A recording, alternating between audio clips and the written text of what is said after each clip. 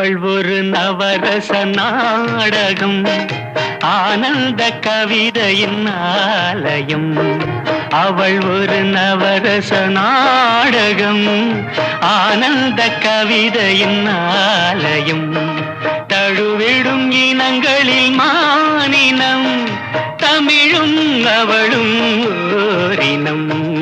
அவள் ஒரு நவரச நாடகம், ஆனந்த கவிதையின் ஆலயம்.